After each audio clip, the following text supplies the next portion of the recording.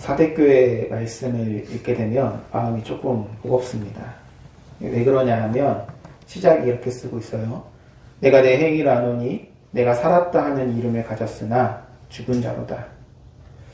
참 정말 뼈아픈 지적입니다. 살았다는 이름은 가졌다. 여기서 이름으로 번역된 헬라어 단어 오노마는 NIV 성경에서 번역한 것처럼 reputation, 명성이라는 뜻입니다. 그러니까 그냥 이름을 안다는 정도가 아니라 너의 명성을 안다 라는 거예요. 너의 이름이 많은 사람들에게 알려질 정도로 대단하지만 사실은 죽은 자다. 여러분, 사대는 천혜의 요새이자 황금의 도시로 불렸던 곳입니다. 그 도시의 핵심인 아크로폴리스는 해발 약 450m의 가파른 절벽 위에 세워져서 외부의 침략으로부터 안전할 수 있었고, 또 도시를 가로지르고 있었던 확톨룩스 강은 고대의 사금이 많이 나기로 유명한 곳이었으며, 산 아래로는 광활하고 비옥한 평야가 펼쳐져 있는 매우 평화롭고 부유한 도시였습니다. 그러한 곳에 세워진 사대교회는 바울의 직계제자였으며 초대교회 7지사 중 하나였던 사람으로 평가받는 클레멘트가 감독을 있었던 곳이고, 또 전승에 의하면 테라폰과 아폴리니우스라는 순교자를 배출하기도 하였습니다. 그리고 2세기경에 멜리토가 사대교회 감독이 되었을 때 가장 큰 부흥을 이루었는데, 멜리토는 기독교 역사상 처음으로 구약성경 정경화 작업을 위해서 예루살렘을 순례하기도 했으며, 또 로마의 황제 마르쿠스 아우델리우스에게 기독교를 변호하는 편지를 보낼 정도로 영향력을 끼쳤던 지도자입니다. 사대교회는 이렇게 소위 이름을 날리는 교회였는데, 그들을 향해서 주님이 하시는 말씀은 너희가 죽었다라는 거예요. 그럼 여러분, 주님께서 죽었다라고 평가하는 기준이 무엇일까? 도대체 무슨 근거로 무엇 때문에 죽었다라고 얘기하는 것일까? 그 근거가 정확하게 쓰여져 있는데 1절을 다시 보시면 내가 내 행위를 아노니, 주님께서 평가하는 기준은 바로 행위입니다. 사대교회의 행위를 보고 넌 죽었다 이렇게 말씀하시는 거예요. 행위? 사실 우리 행위 별로 안 좋아하죠. 행위가 뭐 중요합니까? 믿음이 중요하지. 또 너희 믿음을 행위로 보여라, 뭐 이런 얘기를 하는 야고보서는 살짝 불편한 책이잖아요. 행위는 별로 이렇게 안 좋아해요. 왜냐하면 우리의 행위를 알고 있기 때문에. 그러니까 우리의 행위는 우리가 알고 있기 때문에. 그러면 도대체 내 행위를 아노니 라는 말은 무엇을 말하고 있는 것일까? 주님이 우리를 보고 계시다라는 뜻입니다. 여러분, 하나님께서 사무엘 선지자를 통해서 우리에게 드러내신 것은 하나님은 중심을 보신다, 외모를 보지 아니하시고 중심을 보신다 였습니다. 두 얘기가 상충되는 얘기처럼 보이지만 아닙니다. 같은 얘기를 하고 있어요. 주님은 우리의 행위를 통해서 우리의 중심을 보신다는 거예요. 즉 우리의 행위가 우리의 중심을 드러내고 있다는 것입니다. 그러니까 주님이 우리의 중심을 보신다는 말은 우리의 행위가 무의미하다는 뜻이 아니에요. 오히려 행위는 우리의 중심이 어디를 향하고 있는지를 보여주는 가장 정직한 지표가 되는 것입니다. 마치 의사가 환자의 맥박을 짚어서 심장의 생사를 판단하듯이 주님은 사대교회의 행위를 통해서 그들의 심장이 멈춰있음을 진단하셨던 것입니다. 주님께서 우리의 행위를 통해서 중심을 보신다는 이 원리를 가장 명확하게 보여주는 말씀이 바로 마태복음 7장의 말씀입니다. 예수님께서 산상수훈의 결론에서 이렇게 선언하십니다. 그들의 열매로 그들을 알지니 이와 같이 좋은 나무마다 아름다운 열매를 맺고 못된 나무가 나쁜 열매를 맺나니. 여러분, 나무의 뿌리와 줄기는 땅속에 숨겨져 있거나 단단한 껍질 속에 있어서 우리의 눈에 직접 보이지가 않습니다. 나무의 속이 살아있는지 아니면 밑둥부터 썩어 있는지는 겉만 봐서는 알 길이 없어요. 하지만 그 나무의 실체를 팔가름하는 단 하나의 명백한 증거가 있는데 그것이 바로 가지 끝에 매달린 열매입니다. 사대교회는 겉보기에는 아주 무성한 화려한 잎사귀를 가진 나무와 같았습니다. 살았다는 이름, 즉 대단한 명성이라는 훌륭한 이름표를 달고 있었고 세상 사람들이 그 잎사귀의 풍성함을 보면서 살아있는 나무라고 찬사를 보냈을 것입니다. 하지만 주님은 사람들이 감탄하는 그 화려한 잎사귀가 아니라 그 나무가 실제로 내놓고 있는 행위라는 열매에 집중하신 것입니다. 열매가 맺히지 않거나 썩은 열매만 맺히는 것을 보시고 사람들의 눈에 보이지 않는 그 나무의 뿌리가 이 메말라 버렸음을, 즉 그들의 중심이 죽어 있음을 진단하셨던 것입니다. 이처럼 행위는 우리의 중심의 상태를 고발하는 가장 중요한 지표가 됩니다. 주님이 내가 내 행위를 아노니 라고 말씀하신 것은 우리의 겉모양을 감시하겠다는 뜻이 아니라 행위라는 열매를 통해서 우리의 마음 깊은 곳에 흐르는 생명의 외박을 확인하시겠다라는 뜻인 것입니다. 그럼 여러분, 이 사대교회가 내놓은 그 썩은 열매가 구체적으로는 무엇이었을까? 여러분, 사대라는 도시의 역사를 들여다보면 그 실체가 드러나게 됩니다. 사대는 원래 키벨라라는 여신을 숭배하는 곳이었어요. 도시 중심부에는 BC 560년에 크로이소스 왕이 세운 엄청난 크기의 신전, 이 카벨라 여신을 섬기는 신전이 있었습니다. 그런데 마게도냐의 알렉산더가 이곳을 점령하면서 자신들이 섬기는 아데미 여신으로 이 카벨라를 대신하게 합니다. 여러분, 재밌는 사실이 있는데 나중에 교회가 이제 이 아데미를 대신해서 마리아를 내세웁니다. 이것은 마리아 숭배 사상이 나오게 된 배경 중에 하나인데 결국에 교회가 복음의 본질을 붙들기보다는 주변의 문화 형식을 차용하는 방식으로 점점 죽어갔다는 것을 여실히 보여주는 것입니다. 여하튼 간에 기독교가 소위 정권을 잡으면서 모든 신전들과 재판소들이 다 교회로 바뀌게 되어졌어요. 그런데 사대에 있는 이 아데미 신전은 교회로 바뀌지 않고 신전 한 귀퉁이의 작은 공간만 예배당으로 합니다. 이처럼 아데미 신전의 귀퉁이에 교회가 있다는 것은 예배는 형식만 있고 아데미가 가지고 있는 부유함과 그들이 즐기는 즐거움과 쾌락을 여전히 사용하고 있었다는 것입니다. 이것이 바로 사대교회의 열매였어요. 예배당은 있으되 신전 구석으로 밀려나 있고 신앙의 이름표는 달고 있으되 삶의 실제적인 내용은 세상의 풍요와 쾌락으로 채워져 있는 것. 이것이 주님께서 그들의 행위를 보시고 죽었다라고 말씀하신 이유입니다. 그런데 정확하게 말하면 아직 완전히 죽은 것, 완전히 소멸된 것은 아니었어요. 2절 말씀 보시면 너는 일깨워 그 남은 바 죽게 된 것을 굳건하게 하라. 내 하나님 앞에 내 행위에 온전한 것을 찾지 못하였노니. 공동번역은 아직 남아있는 것이 완전히 숨지기 전에 라고 번역을 했어요. 그 말은 뭐예요? 아직 뭔가 남아있다라는 얘기예요. 아직 다 사라진 것이 아니다. 아직 완전히 죽은 것은 아니다. 그럼 여러분 그 남아있는 게 뭘까요? 4절 말씀.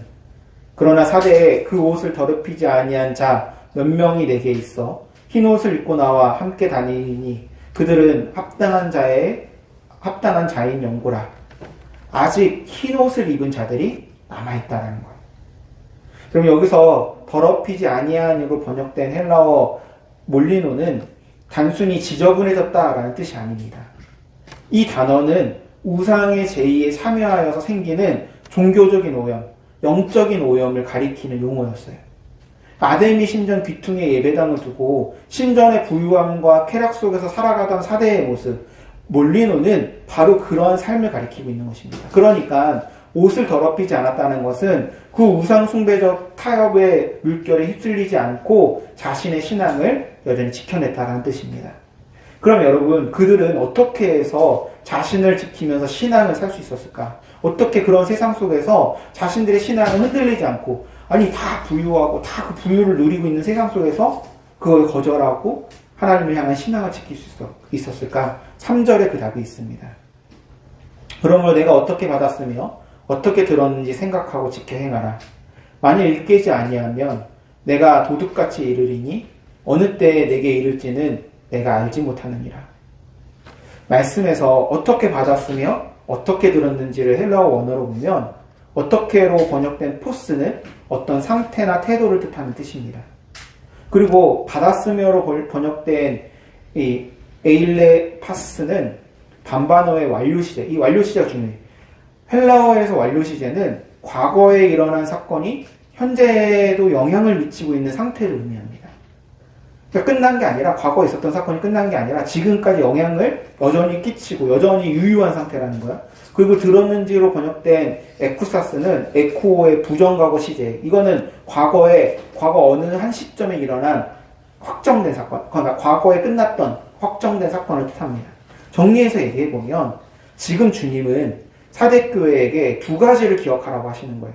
먼저는 너희가 복음을 처음 들었던 그 역사적 순간의 감격을 기억해내라 라는 것이고, 그 다음으로는 그 복음이 지금 너희 삶에서 여전히 효력을 발휘하고 있는 현재 진영의 능력이 되어야 한다라는 것을 말씀하신 겁니다. 여러분, 이 두 시제의 조합이 보여주는 그림이 있어요. 복음을 들었던 순간 우리에게 무슨 일이 일어납니까? 내가 선택하는 게 아니잖아요. 하나님의 은혜가 먼저 우리를 찾아오신 거예요. 그 은혜가 나를 만졌을 때 우리의 마음이 변화되기 시작합니다. 죽었던 마음이 살아 움직이기 시작하는 거예요. 그리고 그 변화된 마음은 자연스럽게 하나님을 향한 사랑의 응답으로 흘러나왔습니다. 그것이 받았으며 라는 완료 시제가 말하는 것, 즉 한 번 받은 은혜가 지금까지 계속해서 나를 변화시키고 있다는 것입니다. 그런데 이 사대교회에는 무슨 일이 벌어졌어요? 바로 그 은혜의 감격이 사라지고 만 것입니다. 여러분, 은혜가 사라지니까 변화의 동력이 멈추고, 변화가 멈추니 사랑의 응답도 멈춘 것입니다. 의무감으로, 형식적으로, 명성으로 그 빈자리를 채우려고 했지만 그것은 이미 심장을 멈춘 몸에 화장을 하는 것과 다르지 않습니다. 그래서 주님이 너의 행위에 온전한 것을 찾지 못하였다 라고 말씀하시는 거예요. 그러므로 주님이 생각하라 라고 하신 것은 단순히 그 처음 감격을 추억하라는 정도의 말씀이 아닙니다. 그 은혜가 나를 어떻게 변화시켰는지, 그 변화가 어떻게 기쁨과 감사의 삶으로 나를 이끌었는지 그것을 기억하고 그것을 다시 회복하라는 뜻입니다. 그리고 이어지는 말씀을 보면, 그러면 내가 어떻게 받았으며 어떻게 들었는지 생각하고 지켜 행하라. 만일 깨지 아니하면 깨어 있어야 한다는 거예요. 왜 깨어 있어야 하느냐? 그것은 어떻게 받았으며 어떻게 해야 들었는지 생각하고 지켜 회개하기 위함입니다. 쉽게 말해서 정신없이 살지 말고 경성하며 살라는 얘기예요. 그러면 만약에 깨어있지 않으면 무슨 일이 벌어질까요? 깨어있지 않으면 무슨 일이 벌어질까요? 여러분, 잠을 자는 시간은 여러분에게 살아 숨쉬는 현재인가요? 아니면 사라지는 시간인가요? 너무 철학적인 질문 던졌나요? 단순하게 생각하세요. 잠자는 시간 동안에 뭐 할 수 있어요? 잠자는 거 말고? 여러분들이 마음대로 쓸 수 있어요? 그 시간을? 잠자는 거 말고? 잠들면 사라지는 시간이에요. 깨어있지 않으면 그 시간은 사라집니다. 그래서 주님이 이렇게 말씀하시는 거예요. 만일 너가 깨어있지 않으면 내가 도둑같이 너에게 나타날 것이다. 도둑처럼. 순간이라는 말씀입니다. 그러므로 깨어있어야 됩니다. 하루하루를 꼭꼭 씹으면서 살아가셔야 돼요. 꼭꼭 씹으며 산다? 깨어있으라? 여러분, 이 말은 단순히 긴장하고 살라, 방심하지 말라라는 뜻이 아닙니다.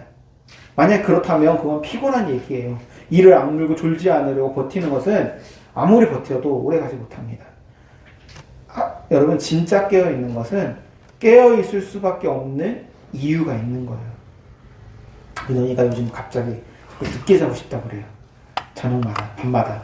자는 시간이 9시인데 9시쯤 되면은 오늘만 늦게 자면 안 돼. 제발 막 그래요. 왜 늦게 자고 싶다고 할까, 얘가? 자기 보고 싶은 TV 프로그램을 좀 더 보고 다 자고 싶은 거야. 그러니까 그걸 보고 있으면 졸리지도 않는 거예요, 얘가. 그러니까 깨어있을 이유가 있을 때 깨어있게 되는 거예요. 사랑하는 사람과 함께 있으면 여러분 잠이 옵니까? 안 와요. 그 사람과 시간이 너무 소중하니까 저절로 깨어있게 되는 거예요. 마가복음 12장 30절에서 주님이 바로 그 깨어있음의 내용을 말씀하십니다. 내 마음을 다하고 목숨을 다하고 뜻을 다하고 힘을 다하여 주 너희 하나님을 사랑하라. 여기서 마음을 다하여 헬라어로는 홀로스, 영어 성경은 모두 with all your로 번역했어요. 전부라는 뜻이에요. 나의 마음의 전부, 나의 목숨의 전부, 내 뜻의 전부, 힘의 전부로 하나님을 사랑하라. 다시 말하면 우리 안에 하나님으로 가득 채우는 것이고, 동시에 그렇게 하나님을 가득 채운 우리의 마음으로 하나님을 향한 우리의 마음을 가득 채우라는 것입니다. 그게 잠들지 않고 깨어 하루하루 꼭꼭 씹어 먹으며 사는 것입니다. 그리고 아침에 눈을 떴을 때 내 마음이 어디로 먼저 달려가느냐가 중요합니다. 습관처럼 핸드폰을 붙여보면서 하루를 시작하느냐, 아니면 오늘 하루도 주님께서 내게 주신 선물이다, 이 하루를 은혜에 대한 감사로 살아보겠다라는 마음으로 시작하느냐. 직장에서 억울한 일을 당했을 때, 누군가와 갈등이 생겼을 때, 그 순간에 나를 먼저 사랑하시는 하나님의 시선으로 이 사람을 바라볼 수 있을까? 그럼 이 질문을 자신에게 던지는 것, 바로 이것이 꼭꼭 씹으며 사는 것입니다. 대단한 것이 아니에요. 그저 하나님의 은혜를 잊지 않고 그 은혜 안에서 오늘을 살아가는 것입니다. 4절 말씀 다시 읽어보면, 그러나 사대에 그 옷을 더럽히지 아니한 자 몇 명이 내게 있어 흰 옷을 입고 나와 함께 다니니 그들은 합당한 자인 연고라. 저는 그 옷을 더럽히지 아니한 자가 바로 그 마음에 하나님을 가득 채운 사람이고, 그 마음을 따라 깨어 경성하며 매일매일을 꼭꼭 씹어먹으며 사는 사람이라고 생각합니다. 이런 사람들이 사대에 있었다는 거예요. 지금 교회가 흔들렸어요. 목사가 흔들렸어요. 그럼에도 불구하고 하나님 앞에 바르게 서 있는 이들. 교회가 이미 죽었고 크리스천이 죽었지만 그 가운데서 여전히 믿음을 지키며 살아있는 흰옷 입은 사람들이 있었다는 말입니다. 저는 이들을 가리켜서 독립적 크리스천이라고 부르고 싶습니다. 그렇다고 오해하시면 안 됩니다. 독립적이라는 것은 교회를 떠나서 혼자 신앙생활하라는 뜻이 절대로 아니고, 교회의 분위기나 시대의 흐름에 아니면 다수의 타협에 휩쓸리지 않고 하나님 앞에 단독자로 서 있는 크리스천을 말하는 것입니다. 하나님과 나와 1대1로 서 있는 것. 그리고 바로 그런 사람들이 죽어가는 교회를 다시 살려내는 생명의 씨앗이 되는 것입니다.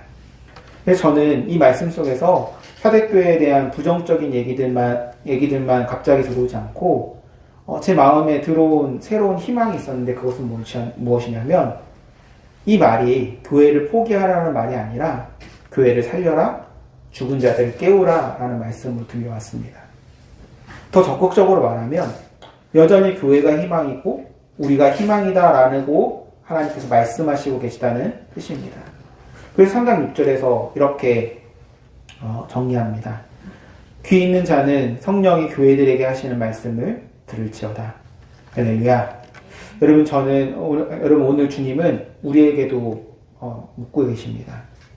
사람들에게 알려져 있는 레푸테이션, 즉 세상이 나를 부르는 그 화려한 이름에 만족하며 잠들어 있지는 않느냐고 말입니다.